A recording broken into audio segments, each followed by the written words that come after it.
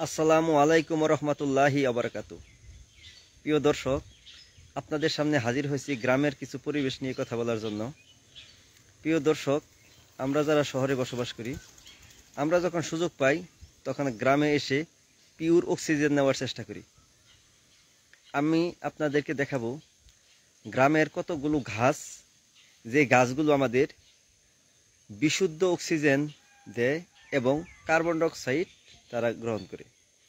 আমরা যদি বাঁচতে চাই তাহলে আমাদেরকে সুস্থ পরিবেশ প্রয়োজন। সুস্থ পরিবেশ তখনই পাওয়া সম্ভব যখন আমরা গাছ রোপণ করব। আজকে শহরে দেখবেন সকল গাছ কেটে ফেলা হচ্ছে। এই কারণে আমাদের গরম কিন্তু আগের তুলনায় অনেক বেড়ে গেছে।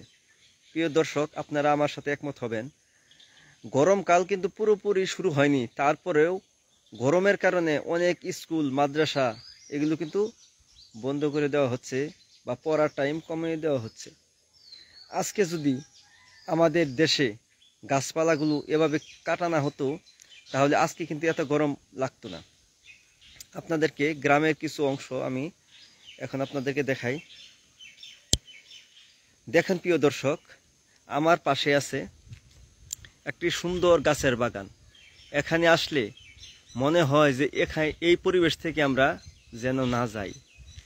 তারপরে দেখেন কলা গাছ, যে ন্যাচারাল কলা আমাদের প্রয়োজন, কেমিক্যাল মুক্ত কলা আমাদের প্রয়োজন, এই গাছগুলো তারা রোপণ করেছে।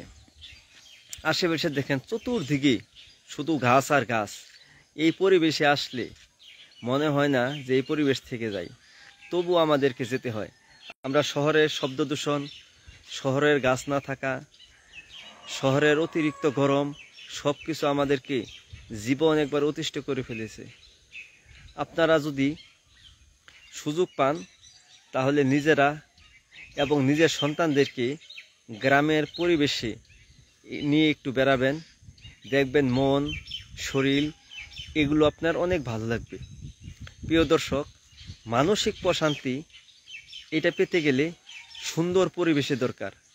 আপনারা জানেন এখন কিন্তু লোডশেডিংয়ের একটি প্রবলেম দেখা দিচ্ছে। যখন বিদ্যুৎ চলে যায়, আমরা যদি আপনাদেরকে বলি মানসিক প্রশান্তি করেন, আপনারা চাইলেও কিন্তু এটা পারেন না, কারণ অতিরিক্ত গরমের কারণে কিন্তু মানসিক প্রশান্তি ব্যাহত হয়। আপনারা এরকম পরিবেশে মাঝে মাঝে ঘাসে হাঁটবেন, শরীরে রোদ লাগাবেন,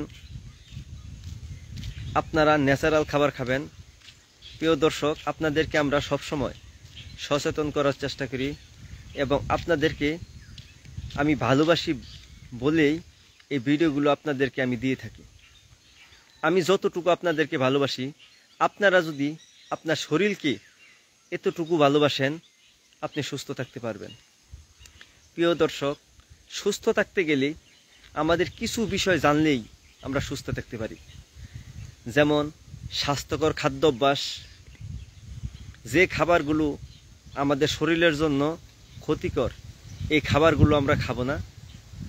যে খাবারগুলো আমাদের শরীরের জন্য উপকারী এই খাবারগুলো খাওয়ার চেষ্টা করব। আপনারা জানেন আমাদের শরীরের কোষগুলো গঠন হয় খাবারের মাধ্যমে।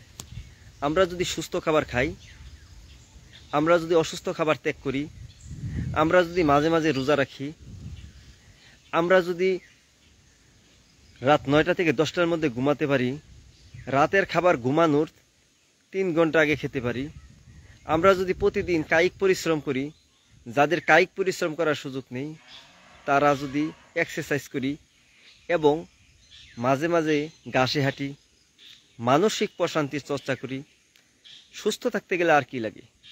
প্রিয় দর্শক, আপনারা সবাই ভালো থাকুন, সুস্থ থাকুন। দেখা হবে অন্য এক ভিডিওতে। আসসালামু আলাইকুম ওয়া রাহমাতুল্লাহি ওয়া বারাকাতুহু।